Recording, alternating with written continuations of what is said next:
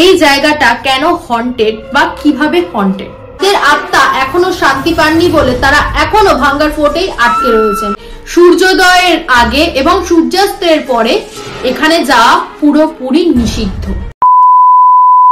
Hey hello family, কেমন আছো সবাই? আজকের ভিডিওটা হচ্ছে অ্যানাদার হন্টেড ভিডিও। ব্যাকগ্রাউন্ড দেখে বুঝতেই পেরেছো আজকে হন্টেড স্টোরি টেলার। সো আজকের গল্পটা যেটা সেটা বলছি, তার আগে তোমরা সবাই একটা কথা বলো যে তোমাদের মধ্যে তো অনেকেই এমন আছো যারা ভূতে বিশ্বাস করো না বা ভূতে মানো না, তাই তো? কিন্তু কিছু কিছু জিনিস এমনও হয় যার জন্য আমরা ভূতে বিশ্বাস করতে বা এইসব ঘটনাকে বিশ্বাস করতে বাধ্য হয়ে যাই। তো আজকে যেই জায়গাটার ব্যাপারে তোমাদেরকে বলবো, এই জায়গাটা শুধুমাত্র ইন্ডিয়াতেই নয় বরং কি বিদেশেও এই জায়গাটাকে হন্টেড বলে মানতে বাধ্য হয়েছে লোকে।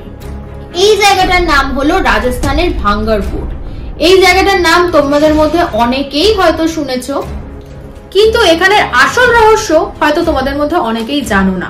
তো আজকে তোমাদেরকে এটাই শেয়ার করব, এই জায়গাটা কেন হন্টেড বা কিভাবে হন্টেড। আর হ্যাঁ, এই স্টোরিটাকে তোমরা ভুলেও মন গড়া গল্প ভেবে এড়িয়ে যেও না, কারণ ভারতের বহু প্রত্নতাত্ত্বিক বিজ্ঞানীরা এই জায়গাটাকে সাধারণ বলে দাবি করেননি। তারা দাবি করেছিলেন এই জায়গাতে বহু প্যারানর্মাল অ্যাক্টিভিটি লক্ষ্য করা গেছে। সেই কারণে ইন্ডিয়ান গভর্নমেন্ট ভাঙ্গার ফোর্টের চারিদিকে বোর্ডের মধ্যে বড় বড় করে লিখে দিয়েছেন যে সূর্যোদয়ের আগে এবং সূর্যাস্তের পরে এখানে যাওয়া পুরোপুরি নিষিদ্ধ। তো চলুন আজকে আপনাদেরকে জানাই কিসের জন্য ভাঙ্গার ফোর্টে সূর্যোদয়ের আগে এবং সূর্যাস্তের পরে যাওয়া নিষিদ্ধ। আপনারাও কি মানেন ভাঙ্গার ফোর্ট হন্টেড? আর যদি আপনাদের মনে হয় ভাঙ্গার ফোর্ট হন্টেড, তাহলে অবশ্যই কমেন্ট করে জানাবেন। অনেকদিন আগে রত্নাবতী নামে একজন রাজকুমারী ভাঙ্গার ফোর্টে থাকতেন, আর সেই সময় একজন কালা জাদু করা তান্ত্রিকের তাকে দেখে খুবই পছন্দ হয়ে যায়। তান্ত্রিক যে কোনো ভাবে রাজকুমারীকে পেতে চাইতেন, কিন্তু রাজকুমারী তার দিকে একবারও ফিরেও তাকাতেন না। রাজকুমারীর একজন দাসী রাজকুমারীর চুলে লাগানো তেল কিনতে বাজারে যায়। সেই সময় তান্ত্রিক সেই দাসীকে দেখতে পায়।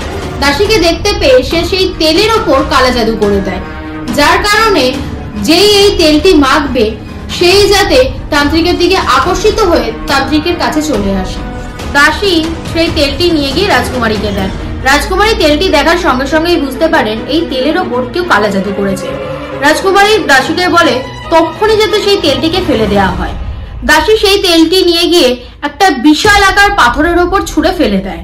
পাথরের ওপর তেলটি পড়ার সঙ্গে সঙ্গে পাথরটা দ্রুতভাবে তান্ত্রিকের দিকে আকর্ষিত হয়ে ওঠে, আর সঙ্গে সঙ্গে পাথরটা গড়িয়ে গড়িয়ে তান্ত্রিকের দিকে যেতে থাকে। তান্ত্রিক যখন সেটিকে দেখে যে রাজকুমারীর জায়গায় একটা পাথর তার দিকে দ্রুতভাবে এগিয়ে আসছে, ততক্ষণে অনেক দেরি হয়ে গেছিল, আর সেই সময় পাথরটা তান্ত্রিকের গায়ের ওপর গিয়ে পড়ে। মৃত্যুর আগে তান্ত্রিক এমন একটা অভিশাপ দিয়ে যায়, যেই অভিশাপটা আজকের টাইমে দাঁড়িয়েও সেই অভিশাপটা চলছে এবং সেই অভিশাপটা এখনো এইটাতে রয়ে গেছে। সেই অভিশাপটি হলো, তান্ত্রিক মরে যাওয়ার আগে এইটা বলে গেছিল যে ভাঙ্গার ফোর্টে যারা যারা থাকবে তাদের সবার মৃত্যু হবে। শুধু মৃত্যুই হবে না, মৃত্যুর পরে তাদের আত্মারা মুক্তিও পাবে না। আর সেই কারণেই ভাঙ্গার ফোর্টে তখন যারা বসবাস করতো বা তখন যারা থাকতো তারা সবাই এক এক করে মারা যান। আর এখন এটা মানা হয় যে তাদের আত্মা এখনো শান্তি পাননি বলে তারা এখনো ভাঙ্গার ফোর্টেই আটকে রয়েছেন। আর অনেকে এটাও মানে যে তান্ত্রিকের আত্মাও নাকি সেই ভাঙ্গার ফোর্টের আশপাশ দিয়ে ঘোরাফেরা করছে। এটাই হচ্ছে কারণ যার জন্য সূর্যোদয়ের আগে এবং সূর্যাস্তের পরে ভাঙ্গার ফোর্টে যাওয়া নিষেধ। এই ভিডিওটা তোমাদের কেমন লাগলো অবশ্যই জানিও, আর এরকম যদি তোমরা আরো ভিডিও চাও তাহলে সেটা অবশ্যই জানিও।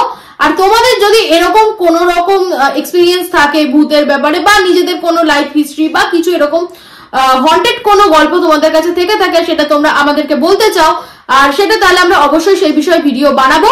সেটা যদি তোমরা বলতে চাও তোমরা আমাদেরকে ডিএম করতে পারো ইনস্টাগ্রামে। ডেসক্রিপশনে আমার আর তিলকের দুজনের ইনস্টাগ্রাম প্রোফাইলে লিংক দেওয়া আছে।